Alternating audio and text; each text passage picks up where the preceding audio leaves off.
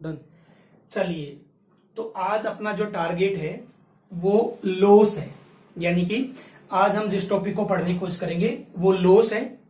यानी लॉस मतलब हानि, जो एक तरह की बुरी बात है। और हम लॉस पढ़ रहे हैं ट्रांसफार्मर की, कि भाई ट्रांसफार्मर में कौन कौन से लॉस होते हैं, ये हमारा टारगेट है। डन। तो पहले हम आपको ये बात बताने की कोशिश करेंगे कि ये हमारी प्राइमरी वाइंडिंग है और ये हमारी सेकेंडरी वाइंडिंग है। दोनों वाइंडिंग कॉपर की बनी होती है, दोनों वाइंडिंग है और दोनों वाइंडिंग किसकी बनी होती है? कॉपर की। तो इन वाइंडिंग में होने वाला लॉस कॉपर लॉस कहलाता है। तो अभी हम इसकी बात बाद में करेंगे, लेकिन एक बात सच है, कॉपर जैसे चांदी, सोना, पत्थर, लकड़ी, ऐसे भगवान से एक पदार्थ हमें मिला जिसका नाम है कॉपर। और ये जो दोनों वाइंडिंग है वो बनी होती है कॉपर की, तो उसमें होने वाला लॉस कौन सा है? Copper loss. नहीं कर रहे हैं, अभी हम इसकी चर्चा कर ही नहीं रहे। अच्छा, अब देखो, ये जो हमें दिख रही है ये वास्तव में हमारी कोर है। ये जो हमें दिख रही है ये कोर है। तो हमारा जो अभी पहले टारगेट है वो वास्तव में कोर लॉस है, यानी कि इस कोर के अंदर होने वाला लॉस कौन सा लॉस है? Core loss. डन और नो डन? अब हम बात कर रहे हैं कोर लॉस की, तो हम आपको बता रहे हैं क्या है। सबसे पहले हमने वोल्टेज अप्लाई किया, यानी कि ट्रांसफॉर्मर पे सबसे पहले हम क्या अप्लाई कर रहे हैं? वोल्टेज। अच्छा, ये वोल्टेज कौन सा है? ये वोल्टेज वास्तव में एसी वोल्टेज है। एसी वोल्टेज किसे कहते हैं? जिसका मान बार बार बदलता है, वो वोल्टेज ही एसी वोल्टेज है। जैसे हम पहाड़ पर चढ़ते हैं और जमीन से हमारी हर एक पॉइंट पर ऊंचाई क्या रहती है? अलग अलग। तो वो वोल्टेज जिसका मान बार बार बदलता है वो वोल्टेज एसी वोल्टेज है। जब हम वोल्टेज से कनेक्ट करेंगे तो ये जो हमारी वाइंडिंग है इसमें एकदम बढ़िया क्या फ्लो हो रही है? करंट। यानी कि इस वाइंडिंग में यहां बिल्कुल बढ़िया करंट फ्लो हो रही है। अच्छा, ये करंट भी एसी है। एसी का मतलब वो जैसे यहां करंट का मान 0, बार बार करंट का मान बदलता है। अब मैंने ये मान लिया कि यहां पर फ्लो होने वाली करंट का मान 10 एम्पियर है। ये जो हमारी प्राइमरी वाइंडिंग है इसमें एकदम बढ़िया कितनी करंट फ्लो हो रही है? 10 एम्पियर। अब देखो, 3 और 3 6 यहां पर क्या है? टर्न। साहब देसी बात है, ये जो वाइंडिंग है प्राइमरी, जिसमें कि 6 टर्न है, इसमें एकदम बढ़िया 10 एम्पियर करंट फ्लो हो रही है। सबसे इंपॉर्टेंट टारगेट क्या है हमारा? लॉस। लॉस में भी कौन सा लॉस? Core loss. ठीक है साहब। तो 10 को 6 से मल्टीप्लाई करेंगे तो कितना हो जाएगा? 60। यानी 10 6 क्या हो गया? 60 एम्पियर टर्न। तो 60 एम्पियर टर्न। अब ये जो एम्पियर टर्न है वो वास्तव में यूनिट होती है एमएमएफ की। एमएमएफ का मतलब क्या है? Magnetomotive force. और इस मैग्नेटोमोटिव फोर्स के कारण क्या आता है? Magnetic flux. अच्छा, अब हम आपको साफ साफ ये बताना चाहते हैं, एकदम बढ़िया, वोल्टेज, उसके कारण करंट, इस वाइंडिंग में ही करंट फ्लो हो रही है। अच्छा, करंट हमने अपनी मर्जी से कितनी मानी है? 10 एम्पियर।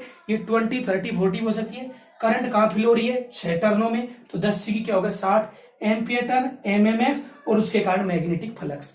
मैग्नेटिक फ्लक्स का मतलब मैग्नेट बन गया, ये वही मैग्नेट बन गया जो लोहे को खींचता है। तो पहले मैं ये जानना चाह रहा हूं कि मैग्नेटिक फ्लक्स कहां है? साहब मैग्नेटिक फ्लक्स ट्रांसफार्मर में है।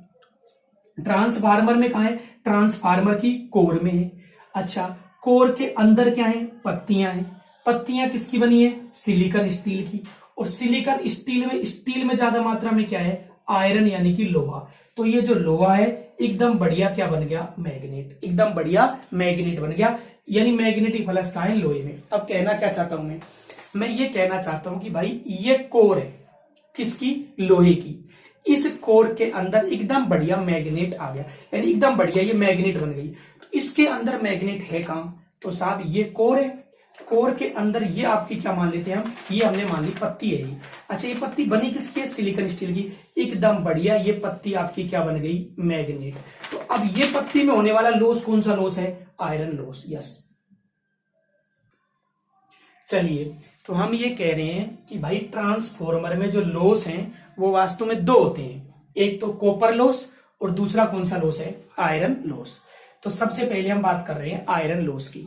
वास्तव में आयरन की क्या होती है?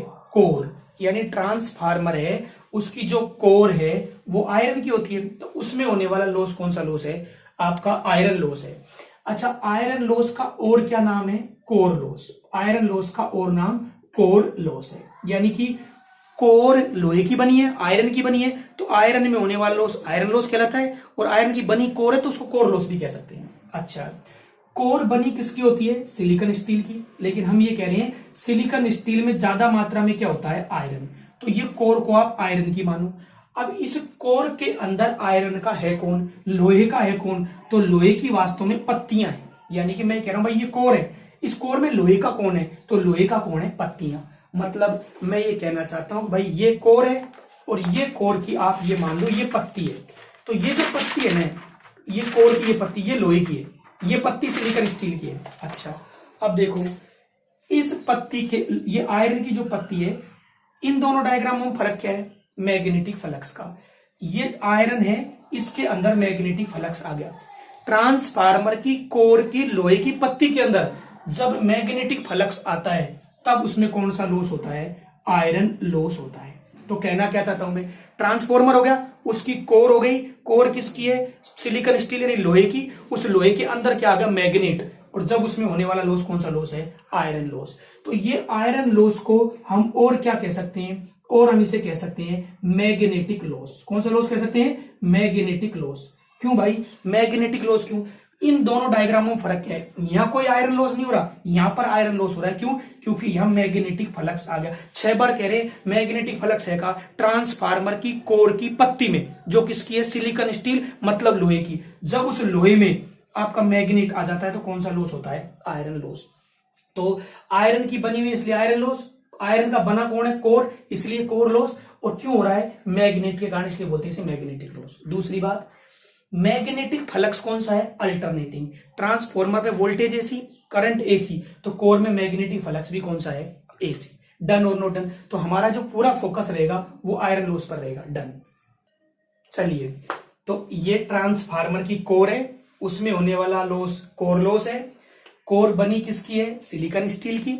उसमें ज्यादा मात्रा में क्या है? आयरन। तो उसमें होने वाला लॉस कौन सा लॉस है? Iron loss. बार बार हम कह रहे हैं उस आयरन में मैग्नेट होना चाहिए। तो मैग्नेट के कारण जो लॉस हो रहा है वो कौन सा लॉस है? मैग्नेटिक लॉस है। इसलिए हम ये इसको मैग्नेटिक लॉस भी कहते हैं। ये जो आपका फ्लक्स दिख रहा है ये साहब अल्टरनेटिंग है। ये फ्लक्स है कहां? ट्रांसफार्मर की कोर की पत्ती जो लोहे की बनी है उसके अंदर मैग्नेट है। अब देखो ये आयरन लॉस कितने प्रकार का होता है? 2 प्रकार का, एडी करंट लॉस और हिस्टेरेसिस लॉस। तो सबसे महत्वपूर्ण ये है एडी करंट लॉस और हिस्टेरेसिस लॉस होता कहां है? एडी करंट लॉस और हिस्टेरेसिस लॉस लोहे में होता है, मैग्नेट में होता है, कोर में होता है। मतलब आप ये समझो कि ये एडी करंट और हिस्टेरेसिस लॉस इस कोर में होंगे। कोर किसकी है? लोहे की, तो लोहे में होंगे। और आयरन में क्या है? मैग्नेट, तो कौन से लॉस है? Magnetic loss. एडी करंट और हिस्टेरेसिस लॉस वास्तव में दोनों कौन से लॉस हैं? मैग्नेटिक लॉस हैं। अब हम जो ज्यादा टाइम खर्च करेंगे वो एडी करंट और हिस्टेरेसिस करेंगे। लेकिन मुझे जानकर बहुत खुशी हो रही है कि एडी करंट और हिस्टेरेसिस लॉस का रहे ट्रांसफार्मर की कोर की पत्ती में जो किसकी बनी है? सिलिकॉन स्टील, मतलब लोहे की।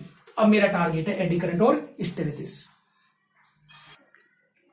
चलिए, तो अब हम बात करेंगे एडी करंट लॉस की। तो अब हम कह चुके हैं कि एडी करंट लॉस ट्रांसफार्मर की कोर में होता है।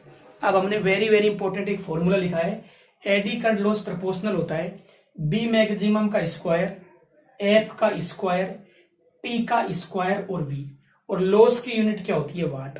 ये वी का मतलब वॉल्यूम, आयतन है किसका? लेमिनेशन का। और यहां क्या है? टी। तो सबसे पहले हम चर्चा करेंगे टी की। वास्तव में जो टी है वो थिकनेस है। थिकनेस का मतलब मोटाई है काई की। सबसे इंपॉर्टेंट है किसकी? देखो एडी करंट लॉस चल रहा है और एडी करंट लॉस में अचानक क्या आ गया? टी। टी का मतलब क्या है? थिकनेस, और थिकनेस का मतलब मोटाई। अब ये किसकी थिकनेस है? तो सबसे इंपॉर्टेंट है कोर के अंदर किसकी थिकनेस है? तो वेरी वेरी इंपॉर्टेंट है ये लेमिनेशन की थिकनेस है। वेरी वेरी इंपॉर्टेंट है ये लेमिनेशन की थिकनेस है। अब ये लेमिनेशन होता कहां है? पहले 2 बातें। तो यहां से एक बात निकल कर आ रही है कि एडी करंट लॉस है प्रोपोर्शनल किसके होता है? टी के स्क्वायर के। अब यहां टी क्या है? थिकनेस, मोटाई किसकी? लेमिनेशन की। अब मैं ये जानना चाहता हूं कि मुझे एडी करंट लॉस चाहिए कम, मैं ये चाहता हूं एडी करंट लॉस कम हो। तो ये जो थिकनेस है यानी कि जो मोटाई है लेमिनेशन की वो क्या होनी चाहिए? कम होनी चाहिए, यानी थिकनेस कम होनी चाहिए। अच्छा, लेकिन मुझे तो यही नहीं पता कि लेमिनेशन कहां है। तो देखो ये हमने मान लिया कि ये कोर है, ठीक है साहब। इस कोर में मैंने मान ली कि ये 2 पत्तियां हैं, यानी ये 2 पत्ती हैं। ये भी सिलिकॉन स्टील की पत्ती, ये मान लेते हैं ये भी सिलिकॉन स्टील की है और ये भी, तो जो दो पत्ती है ना इनके मध्य लेमिनेशन होता है। तो क्या सीन है, कोर है, कोर के अंदर ये पत्तियां हैं, ये भी सिलिकॉन स्टील और ये भी सिलिकॉन स्टील, इनके मध्य में क्या लगा हुआ है, लेमिनेशन, इनके मध्य लेमिनेशन। तो लेमिनेशन कहां है, दो पत्तियों के मध्य। चलिए अब हमारा टारगेट क्या है, हम ये चाहते हैं साहब एडी करंट लॉस कम हो, तो जो लेमिनेशन है उसकी थिकनेस क्या होनी चाहिए, कम होनी चाहिए। तो एक वर्ड है थिक, एक वर्ड तो है आपका थिन और एक वर्ड आपका क्या है, थिक। तो वेरी वेरी इंपॉर्टेंट है, हमारा लेमिनेशन थिन होना चाहिए, यानी हमारा लेमिनेशन क्या होना चाहिए, पतला होना चाहिए, थिन होना चाहिए। तो क्या है, ट्रांसफार्मर की कोर, कोर के अंदर पत्तियां। अब मेरी कंपनी ट्रांसफार्मर बनाती है तो मैं अपने लेबर से कह दूंगा कि भाई जो दो पत्तियों के मध्य आप लेमिनेशन लगा रहे हो वो आपको थिन लगाना है, अगर एडी करंट लॉस हमें क्या करना है, कम। तो एक बात तो जानकर हमें मतलब मजा आ गया कि एडी करंट लॉस घटेगा अगर हमारा लेमिनेशन क्या हो, थिन। डन और नॉट डन, डन। अब सबसे इंपॉर्टेंट है, अगर हम दूसरी बात करें तो एडी करंट लॉस है ये प्रोपोर्शनल है किसके, एफ स्क्वायर के। एडी करंट लॉस है ये प्रोपोर्शनल किसके, एफ स्क्वायर की। तो कई बार एग्जाम में डायरेक्ट क्वेश्चन आया है कि एडी करंट लॉस किसके प्रोपोर्शनल होता है। ए ऑप्शन है एफ, बी ऑप्शन है एफ स्क्वायर, सी ऑप्शन है अंडर रूट एफ और डी ऑप्शन है 1/f। एक क्वेश्चन में कुछ नहीं दे रखा, केवल ये दे रखा है एडी करंट लॉस किसके प्रोपोर्शनल है, तो डायरेक्ट आंसर क्या आएगा, एफ का स्क्वायर। लेकिन मेरे दिमाग में क्या विचार है, एडी करंट लॉस कहां होता है, कोर में, मैग्नेटिक फ्लक्स कहां है, कोर में, आयरन कहां है, कोर में, लेकिन चर्चा किसकी आ गई, फ्रीक्वेंसी की। तो मैं ये जानना चाहता हूं इस कोर में कहां है फ्रीक्वेंसी। तो वेरी वेरी इंपॉर्टेंट है, ये मेरी कोर है, ये हमने क्या मान ली, कोर है, और इस कोर के अंदर हो रहा है कौन सा loss, AD current loss, AD current loss. लेकिन ये एडी करंट लॉस निर्भर किस पर है, फ्रीक्वेंसी पर। तो मुझे पहले पता होना चाहिए फ्रीक्वेंसी है कहां, तो ये हमारी वाइंडिंग है, ये हमारा वाइंडिंग है, और वाइंडिंग में ये हमारा क्या है, supply voltage. Very very important है सप्लाई वोल्टेज, और इस सप्लाई वोल्टेज की क्या होती है, फ्रीक्वेंसी। अब मैं क्या कह रहा हूं, AD current loss magnetic loss है, लेकिन मैग्नेट, लेकिन डिपेंड किस पर कर रहा है, ये तो मैग्नेटिक सर्किट है और ये इलेक्ट्रिकल सर्किट है। इलेक्ट्रिकल सर्किट का वोल्टेज है और वोल्टेज की भी क्या है, फ्रीक्वेंसी, इस पर निर्भर करता है। कहना क्या चाहता हूं, एडी करंट लॉस हो इस कोर के अंदर रहा है, लेकिन डिपेंड किस पर है, इलेक्ट्रिकल सर्किट की का जो वोल्टेज है, और वोल्टेज की भी किस पर निर्भर है, फ्रीक्वेंसी पर। अब मैं फ्रीक्वेंसी नहीं जानता, मैं ये बात मान लेता हूं कि ये मैंने दो लाइन खींच ली है। अब यहां मैंने मान लिया कि दो साइकिल है, और यहां 1 2, और ये मान लिया कितने हो गए, 1 2 और 3 साइकिल हो गया। यहां इस वोल्टेज की फ्रीक्वेंसी ज्यादा है क्योंकि ज्यादा साइकिल है, और यहां साइकिल कितने हैं, 2 हैं, तो फ्रीक्वेंसी क्या है, कम। तो अगर मुझे एडी करंट लॉस को कम करना है तो फ्रीक्वेंसी क्या होनी चाहिए, कम होनी चाहिए। अब ये झोल क्या है, मैं कहना ये चाहता हूं कि एडी करंट लॉस होता कोर में, लेकिन डिपेंड किस पर है, मतलब मैग्नेट में हो रहा है, लेकिन डिपेंड किस पर है, इलेक्ट्रिकल वोल्टेज की फ्रीक्वेंसी पर। अब वोल्टेज की फ्रीक्वेंसी क्या होती है, टाइम तो फिक्स है, लेकिन यहां तो 2 साइकिल है और यहां कितने साइकिल है, 3 साइकिल है। ज्यादा साइकिल का मतलब ज्यादा फ्रीक्वेंसी। तो मेरी इच्छा क्या है, एडी करंट लॉस कम हो जाएगा अगर फ्रीक्वेंसी क्या होगी, कम होगी। वेरी वेरी इंपॉर्टेंट है, और फ्रीक्वेंसी है किसकी, इलेक्ट्रिकल वोल्टेज की। डन और नॉट डन, डन। चलिए तो अब हम बात कर रहे हैं एडी करंट लॉस की। तो हमारे संसार में अचानक आ गया बी मैक्सिमम। हम ये देख रहे हैं कि एडी करंट लॉस है ये प्रोपोर्शनल है बी मैक्सिमम के स्क्वायर के। अब मैं ये नहीं जानता ये बी मैक्सिमम क्या है, लेकिन इतना मुझे जरूर पता है कि एडी करंट लॉस किसमें होता है, कोर में। तो ये बी मैक्सिमम क्या है, तो वास्तव में बी मैक्सिमम फ्लक्स की डेंसिटी है। अब देखो, अरे भाई ये लॉस वही फ्लक्स के कारण रहा है, तो बी मैक्सिमम क्या है, फ्लक्स की डेंसिटी है। अब साहब ये फ्लक्स कहां है, कोर में, कोर में भी कहां, पत्ती में, पत्ती भी किसकी, लोहे की, उसके अंदर फ्लक्स है। तो फ्लक्स अपॉन एरिया, यानी फ्लक्स कहां है, कोर में, और एरिया किसका है, कोर का। तो कोर का फ्लक्स और कोर का एरिया, इन दोनों का अनुपात ही क्या कहलाता है, फ्लक्स डेंसिटी या फ्लक्स घनत्व कहलाता है। फ्लक्स को किस में मापते हैं, वेबर में, क्षेत्रफल को मीटर स्क्वायर में, तो वेबर पर मीटर स्क्वायर या टेस्ला। एडी करंट लॉस कहां होता है, कोर में, फ्लक्स कहां है, कोर में, एरिया किसका है, कोर का। तो ये जो एडी करंट लॉस है बी मैक्सिमम पर निर्भर करता है। अब देखो, अब मैंने माना है ये 3 मैंने डायग्राम लिए, इसकी तुलना में इसका एरिया ज्यादा है, इसकी तुलना में इसका एरिया ज्यादा है। तीनों केस में मैंने फ्लक्स 5 वेबर ही माना है। तो देखो flux upon area, flux upon area, तो 5/5 क्या हो जाएगा 1 मीटर, ये कितना हो जाएगा 0.5, और ये कितना हो जाएगा आपका पॉइंट। अगर हम बात करें तो देखो 5/20 यानी कितना हो गए 0.25। अब देखो ये क्या सीन है, अरे भाई 5/5 तो क्या हो गया 1 टेस्ला, ये कितना हो गया 0.5 टेस्ला, और ये कितना हो गया 0.25 टेस्ला। यहां एरिया कम है इसलिए फ्लक्स की डेंसिटी ज्यादा है, यहां एरिया इसकी तुलना में ज्यादा है, फ्लक्स की डेंसिटी कम है, और यहां और कम है। भाई जितना ज्यादा क्षेत्रफल होगा घनत्व उतना ही क्या होगा कम होगा। तो मैं कहना चाहता हूं एडी करंट लॉस है वो किस पर निर्भर करता है, एडी करंट लॉस निर्भर करता है बी मैक्सिमम के स्क्वायर पर। डन और नो डन, यस। चलिए, तो चर्चा चल रही है एडी करंट लॉस की, जो कहां होता है कोर में, और उसमें भी किसकी चर्चा चल रही है फ्लक्स डेंसिटी की। अब एक बहुत ही चमत्कारिक फॉर्मूला है जो बहुत एग्जामों में काम में आता है, सभी मशीनों में लगता है। फ्लक्स की जो डेंसिटी है ना, ये बराबर होती है V/F। ये तो हमें पता है flux density flux upon area होता है, लेकिन जबरदस्त फॉर्मूला है फ्लक्स डेंसिटी वोल्टेज अपॉन क्या होता है फ्रीक्वेंसी, वोल्टेज अपॉन फ्रीक्वेंसी। तो पहले हम आपको बताएंगे V/F आया कहां से। ट्रांसफार्मर में एक टर्न का वोल्टेज होता है 4.44 फाई और एफ। क्या है ये, ट्रांसफार्मर चल रहा है उसमें एक टर्न के वोल्टेज का फॉर्मूला है ये 4.44 फाई और एफ।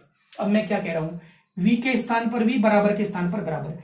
ये 4.44 है ना, ये कांस्टेंट है। कांस्टेंट का मतलब कभी बढ़कर 5 नहीं हो सकता और घटकर 3 नहीं हो सकता, ये कांस्टेंट है, इसलिए मैंने इसको क्या कर दिया छोड़ दिया। तो बचा क्या फ्लक्स और फ्रीक्वेंसी, ये तो पता ही है, डन है। अब आपको पता है जो B है यानी फ्लक्स की डेंसिटी, वो फ्लक्स अपॉन क्या होता है एरिया।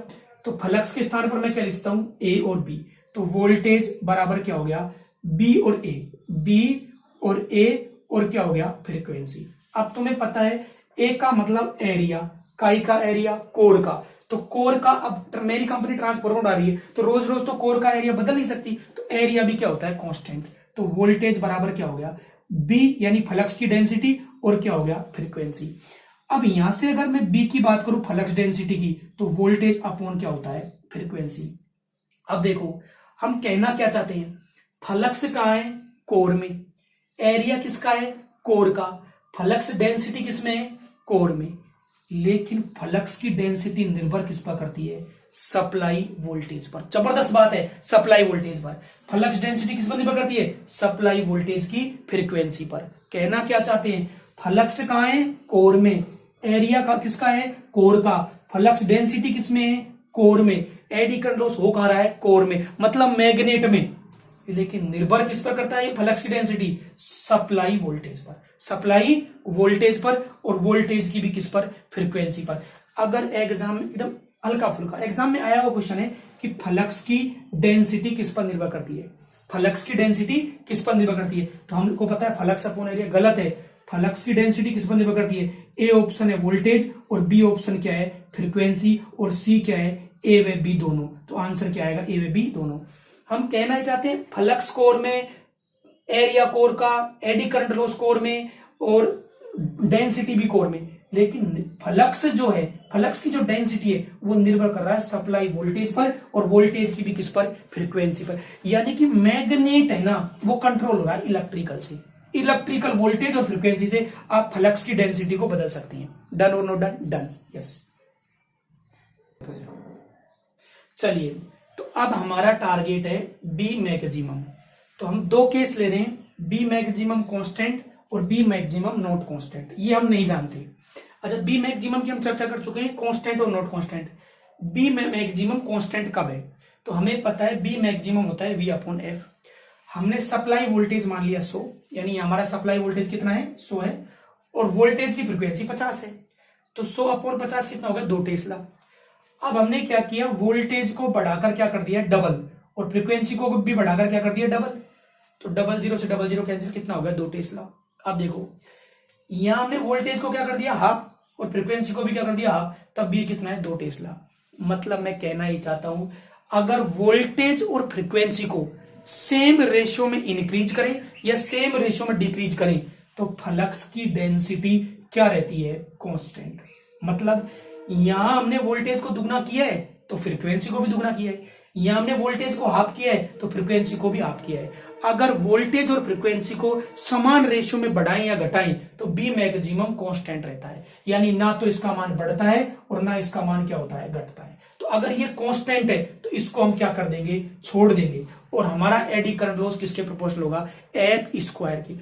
एग्जाम में वो कुछ नहीं कही तो भी एडी करंट लॉस फ्रीक्वेंसी के स्क्वायर प्रोपोर्शनल है, और एग्जाम में कह दे कि बी मैक्सिमम कांस्टेंट है तब भी फ्रीक्वेंसी के स्क्वायर प्रोपोर्शनल। और अगर ये कह दे कि वोल्टेज और फ्रीक्वेंसी को समान अनुपात में बढ़ाएं या घटाएं तब भी एडी करंट लॉस किसके प्रोपोर्शनल है, एफ स्क्वायर के। वेरी वेरी इंपॉर्टेंट है। और यहां से फॉर्मूला निकल जाएगा फिर AD current 2 upon eddy current 1 proportional क्या हो जाएगा, एफ 2 का स्क्वायर अपॉन क्या हो जाएगा, एफ 1 का स्क्वायर।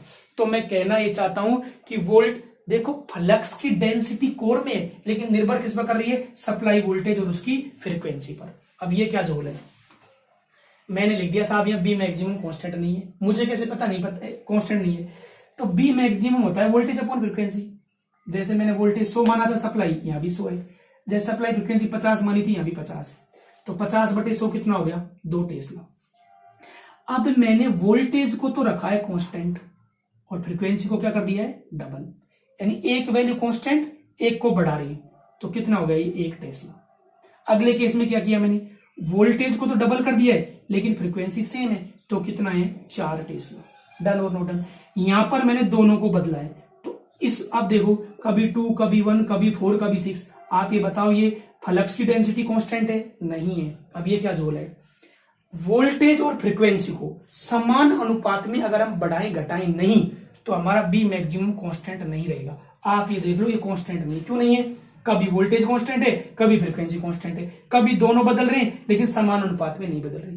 इस स्थिति में हमारा बी मैक्सिमम कांस्टेंट नहीं है, यानी इसका मान बढ़ भी सकता है और इसका मान घट भी सकता है। तो क्या करें, एडी करंट लॉस प्रोपोर्शनल। ये बी मैक्सिमम क्या होता है, वी अपॉन एफ, यानी कि वोल्टेज का भी स्क्वायर और फ्रीक्वेंसी का भी square into F square.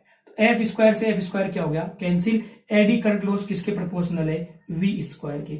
Very very important और जबरदस्त फॉर्मूला है कि एडी करंट लॉस किसके प्रोपोर्शनल है, वोल्टेज के स्क्वायर के। भले ही आप फ्रीक्वेंसी बढ़ाएं या घटाएं, एडी करंट लॉस फ्रीक्वेंसी पर निर्भर ही नहीं है, किस पर निर्भर है, वोल्टेज पर। लेकिन ये होगा तब जब बी मैक्सिमम कांस्टेंट नहीं है। और यहां से क्या फॉर्मूला निकल कर आएगा, AD current 2 upon eddy current 1 proportional क्या हो जाएगा, V2 का स्क्वायर अपॉन V1 का स्क्वायर। हम बचपन से कह रहे थे एडी करंट लॉस फ्रीक्वेंसी के square, AD current loss frequency के स्क्वायर, लेकिन यहाँ किसके है, वोल्टेज के।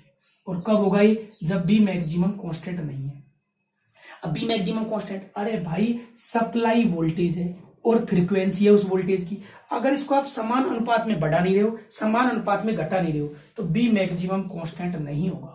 और अगर बी मैक्सिमम कांस्टेंट नहीं है तो फिर एडी करंट लॉस किसके प्रोपोर्शनल है, वी स्क्वायर। लेकिन जितनी भी एसी मशीन है, चाहे इंडक्शन हो चाहे ट्रांसफॉर्मर हो, कोशिश ये की जाती है कि बी मैक्सिमम क्या होना चाहिए, कांस्टेंट। डन और नॉट डन, डन। चलिए तो अब हम आपको ये समझाने की कोशिश करते हैं कि एडी करंट लॉस आखिरकार है क्या। तो देखो साहब, ये कोर है, इसमें कोई मैग्नेट नहीं है। इस डायग्राम में इसमें क्या फर्क है, कोर है उसके अंदर मैग्नेट है, डन है। उसके बाद अगला डायग्राम, अब आपको पता है ट्रांसफॉर्मर में वाइंडिंग होती है, ये प्राइमरी वाइंडिंग है। तो जब इस मैग्नेटिक फ्लक्स का संपर्क होगा किससे, प्राइमरी वाइंडिंग से, तो प्राइमरी वाइंडिंग में क्या उत्पन्न होगा, ईएमएफ। ये बात मैंने कही है, अरे मैंने नहीं कही, माइकल फेराडे ने कही है। क्या कहा था कि जब इस मैग्नेटिक फ्लक्स का संपर्क होगा किससे, किसी भी कॉपर के वायर से, तो उसमें क्या उत्पन्न होगा, ईएमएफ। ये प्राइमरी वाइंडिंग में ईएमएफ उत्पन्न हो गया।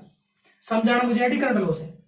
ये कोर है, इस कोर के अंदर क्या है, मैग्नेटिक फ्लक्स, इसका संपर्क किससे हुआ, सेकेंडरी वाइंडिंग से, तो उसमें भी क्या उत्पन्न हुआ, ईएमएफ। दोबारा कोर के अंदर मैग्नेट का संपर्क वाइंडिंग से, तो वाइंडिंगों में क्या उत्पन्न हो रहा है, ईएमएफ। डन और नो डन। सप्लाई वोल्टेज अलग है और वाइंडिंग में उत्पन्न होने वाला ईएमएफ अलग है। डन और नो डन, डन। चलिए तो साहब हम ये कह रहे हैं कि कोर का जो मैग्नेटिक फ्लक्स है जो कि अल्टरनेटिंग है, इसका संपर्क अगर प्राइमरी वाइंडिंग से हुआ तो ईएमएफ E1 उत्पन्न हुआ। अगर इसका संपर्क सेकेंडरी वाइंडिंग से हुआ तो ईएमएफ क्या उत्पन्न हुआ, E2। हम ये कहना चाहते हैं कि ये वास्तव में कंडक्टर है, ये वास्तव में क्या है, कंडक्टर है, और इस कंडक्टर का संपर्क किससे हो रहा है, मैग्नेटिक फ्लक्स से। अगर मैग्नेटिक फ्लक्स है और मैग्नेटिक फ्लक्स का संपर्क कंडक्टर से हो जाए तो कंडक्टर में क्या उत्पन्न होता है, ईएमएफ। अब आप ये बताइए, ये जो मैग्नेटिक फ्लक्स है, अगर हम बात करें ये जो हमारा मैग्नेटिक फ्लक्स है ये है कहां, ये मैग्नेटिक फ्लक्स है कोर में। कोर में कहां, कोर की पत्ती में। पत्ती किसकी है, सिलिकॉन स्टील की, और सिलिकॉन स्टील में ज्यादा मात्रा में क्या है, आयरन, ज्यादा मात्रा में क्या है, आयरन। तो ये जो मैग्नेटिक फ्लक्स है वो किसमें है, आयरन में। अब आप ये बताइए ये आयरन कंडक्टर है या नहीं है। तो ध्यान रखना, ट्रांसफार्मर की कोर की पत्ती जो लोहे की बनी है ये भी आपकी क्या है, कंडक्टर है, ये भी क्या है, कंडक्टर है। तो इस कंडक्टर में भी क्या उत्पन्न होगा, ईएमएफ उत्पन्न होगा। क्या उत्पन्न होगा, ईएमएफ। अरे साहब मैग्नेटिक फ्लक्स है, प्राइमरी वाइंडिंग में उत्पन्न कर रहा है फ्लक्स, प्राइमरी वाइंडिंग में ईएमएफ उत्पन्न कर रहा है। मैग्नेटिक फ्लक्स है, सेकेंडरी वाइंडिंग में ईएमएफ उत्पन्न कर रहा है। साहब ये है कहां मैग्नेटिक फ्लक्स, कोर की पत्ती के सिलिकॉन स्टील में, स्टील का मतलब लोहे में। तो लोहे की जो पत्ती है उसमें मैग्नेटिक फ्लक्स है, तो लोहे की पत्ती के मैग्नेटिक फ्लक्स के कारण लोहे की पत्ती में क्या उत्पन्न हो जाएगा, ईएमएफ, क्योंकि लोहा क्या है, कंडक्टर। और इस ईएमएफ के कारण जो करंट फिल होगी, जो क्या फिल होगी, करंट, वो करंट ही कौन सी करंट है, एडी करंट। वो करंट ही कौन सी करंट है, एडी करंट। और उसके कारण होने वाला लॉस कौन सा लॉस है, एडी करंट लॉस। कौन सा लॉस है, एडी करंट लॉस। वो लॉस ही एडी करंट लॉस है। ये क्या क्या जमीला कर दिया। अरे भाई ये कोर है, ये मैंने मान लिया कोर। इस कोर के अंदर क्या है, मैग्नेटिक फ्लक्स। कोर के अंदर मैग्नेटिक फ्लक्स है। तो आप ये बताओ ये मैग्नेटिक फ्लक्स कहां है, ट्रांसफार्मर की कोर की पत्ती में जो लोहे की है उसमें मैग्नेटिक फ्लक्स है। तो खुद के मैग्नेटिक फ्लक्स के कारण खुद में ही क्या उत्पन्न हो जाएगा, ईएमएफ। उसके कारण क्या फिल होगी, करंट। वो करंट ही कौन सी करंट है, एडी करंट। उसके कारण कौन सा लॉस होता है, एडी करंट लॉस। डन और नॉट डन, डन। चलिए, तो मैं ये कह रहा हूं कुल मिलाकर कि ये आपकी पत्ती है, ये हमने मान ली ये सिलिकॉन स्टील की क्या है, पत्ती है, और इस पत्ती में क्या उत्पन्न हो गया, ईएमएफ। किसके कारण, इस पत्ती के फ्लक्स के कारण ही इसमें ईएमएफ उत्पन्न हो गया।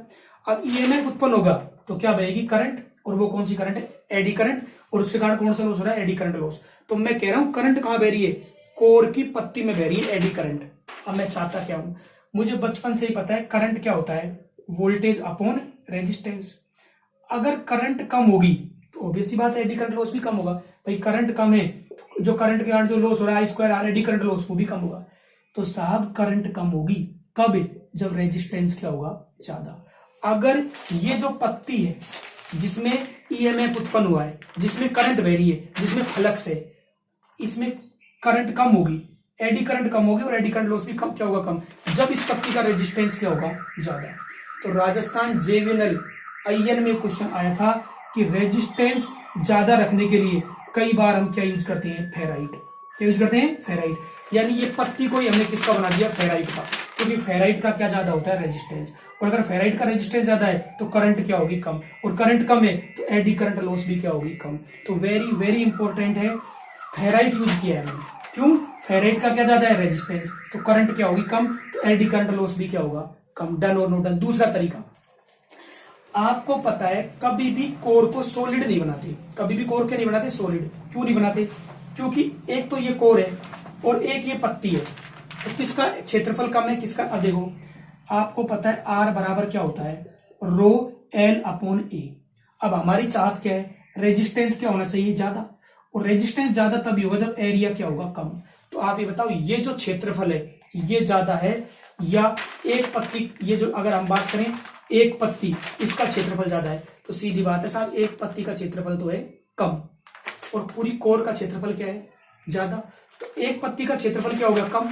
अब अगर क्षेत्रफल कम है तो रेजिस्टेंस क्या होगा, ज्यादा, और रेजिस्टेंस ज्यादा तो करंट क्या होगी, कम। करंट कम तो एडी करंट लॉस भी क्या होगा, कम।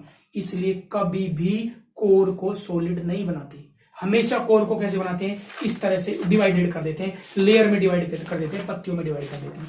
इसलिए हमारी जो कोर है वो सॉलिड नहीं होती। डन और नो डन, यस। ठीक है, चलो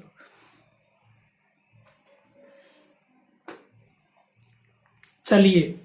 तो ये हमने एडी करंट लॉस है, उसका आपका कंक्लूजन है ये हम इसको नट सेल में कह सकते हैं। एकदम फीलिंग हमने समझाने की कोशिश की है साहब। ट्रांसफॉर्मर में कोर है, उसके अंदर होने वाला लॉस कोर लॉस है। कोर किसकी बनी है? आयरन की। तो उसमें होने वाला लॉस कौन सा लॉस है? Iron loss. आयरन के अंदर क्या है? मैग्नेट। तो उसमें होने वाला लॉस कौन सा है? Magnetic loss. हमेशा क्या रहता है? कांस्टेंट। क्या कहा हमने? ट्रांसफार्मर कोर और core loss, iron loss, magnetic loss और कांस्टेंट लॉस। कितने प्रकार का होता है? 2, एडी करंट और हिस्टेरेसिस। ये पूरा टारगेट किस पर कंसंट्रेटेड है? एडी करंट पर। क्या फॉर्मूला होता है एडी करंट का? प्रोपोर्शनल बी मैक्सिमम का स्क्वायर, एफ का स्क्वायर, टी का स्क्वायर, वी और वाट। यूनिट तो वाट ही होगी। वी का मतलब वॉल्यूम, आयतन है लेमिनेशन का। सबसे पहले मैंने फोकस किया है टी पर। AD current loss proportional T square. तो मैंने आपको बताया था टी यानी कि थिकनेस है साहब। काय की थिकनेस है? लेमिनेशन की। लेमिनेशन कहां होता है? 2 पत्तियों के बीच में होता है लेमिनेशन। अच्छा, लेमिनेशन की अगर थिकनेस कम है तो एडी करंट लॉस भी क्या हो जाएगा? कम हो जाएगा। तो हम लेमिनेशन क्या रखते हैं? थिन रखते हैं, क्योंकि अगर थिकनेस कम होगी तो एडी करंट लॉस भी क्या होगा? कम। तो मेरी कंपनी अगर ट्रांसफॉर्मर बनाएगी तो मैं पहली कोशिश यही करूंगा कि लेमिनेशन क्या होना चाहिए? थिन होना चाहिए, जितनी हो सके उतना पतला होना चाहिए देसी भाषा में। अच्छा, तो ये हो गया टी की बात। उसके बाद एफ, बहुत बढ़िया।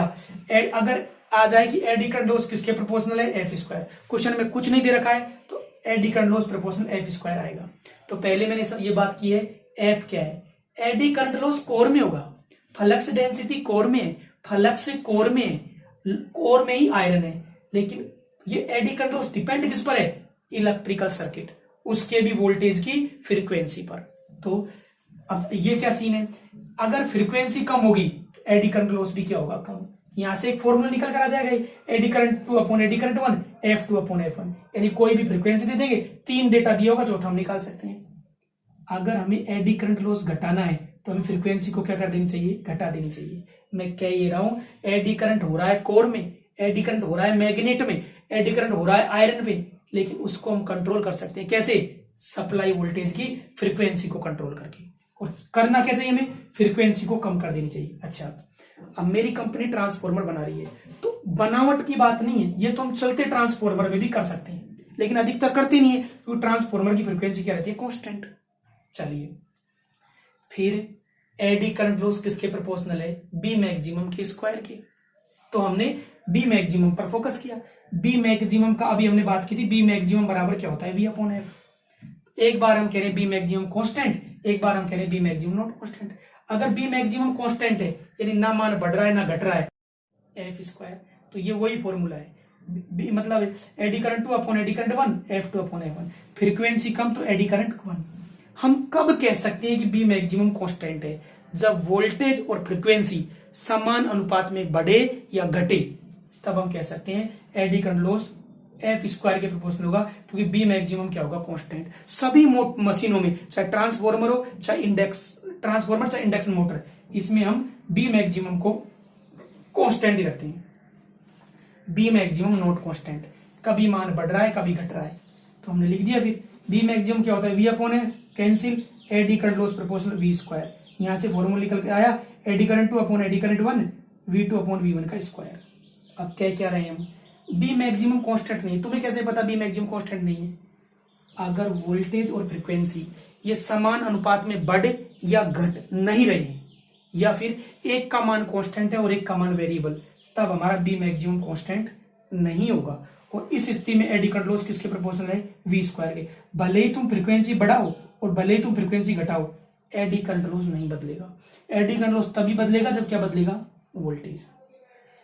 फिर मैंने ये कोशिश की, भाई एडी करंट लॉस है क्या? कोर में फ्लक्स है, फ्लक्स का संपर्क किससे हुआ? प्राइमरी वाइंडिंग से। क्या उत्पन्न हुआ? ईएमएफ। फ्लक्स का संपर्क किससे हुआ? सेकेंडरी वाइंडिंग से। क्या उत्पन्न हुआ? ईएमएफ। फ्लक्स है कहां? आयरन में। भाई फ्लक्स ट्रांसफॉर्मर के आयरन में ही तो है, तो उस आयरन में ही क्या उत्पन्न होगा? ईएमएफ। किसके कारण? फ्लक्स के कारण। अरे कोर के फ्लक्स के कारण कोर में ही क्या उत्पन्न हो गया? ईएमएफ। उसके कारण क्या फील हो रही है? करंट। कौन सी करंट है? Eddy current. कौन सा लॉस है? AD current loss. तो एडी करंट आई कहां से? ट्रांसफॉर्मर की कोर है, उसका जो फ्लक्स है, उसका ट्रांसफॉर्मर की कोर की पत्ती में क्या उत्पन्न हो रहा है, EMF, current, AD current loss. Current क्या होता है, वोल्टेज अपॉन रेजिस्टेंस। अगर मुझे करंट घटानी है, एडी करंट घटाना है, तो रेजिस्टेंस क्या होना चाहिए, ज्यादा। साहब फेराइट का रेजिस्टेंस क्या होता है, ज्यादा। तो फेराइट के कारण कौन सा लॉस घटता है, एडी करंट लॉस। कितने ही एग्जामों में है ये। रेजिस्टेंस बढ़ाना है तो क्षेत्रफल को क्या कर देना चाहिए, कम। इसीलिए तो हम कोर को क्या नहीं बनाते, सॉलिड, क्योंकि सॉलिड कोर का एरिया क्या होता है, ज्यादा, जबकि एक पत्ती का एरिया क्या होता है, कम। रेजिस्टेंस बढ़ जाता है तो करंट क्या हो जाता है, घट जाता है। तो एयर कोर और फेराइट दोनों के कारण कौन सा लॉस घटता है, एडी करंट लॉस। ये जो सब बातें कही हैं उसने कही है। DMRC second rank, UPPCL selected, SSC pre में 156 नंबर, मेंस भी दिया है, आरपीएससी वाइस प्रिंसिपल का पेपर पास है, और भी तमाम पेपर। हम ये आपसे कहना चाह रहे हैं, जो हम पढ़ा रहे हैं एकदम एक एक बात का महत्व है। आज एडी करंट लॉस पढ़ा दिया है, उसके बाद नेक्स्ट लेक्चर में हिस्टेरेसिस, उसके बाद में कॉपर लॉस, फिर सबका एक वीडियो पूरा मन से देखें, उसके बाद रिप्लाई करें कि भाई कैसा लगा। जल्दबाजी से कुछ नहीं होगा। तुम सोचते हो 9 महीने में तो पापा बन जाए और अगले 9 महीने में दादाजी, ऐसा नहीं होगा, टाइम लगेगा। एक एक बात को समझो, 2-3 बार देखो, तब समझ में आएगा। और नहीं समझ में मैं क्या करूं भाई, समझना पड़ेगा। एग्जाम में तो यही बातें आती है गंदी गंदी। चलो भाई डन कर दो।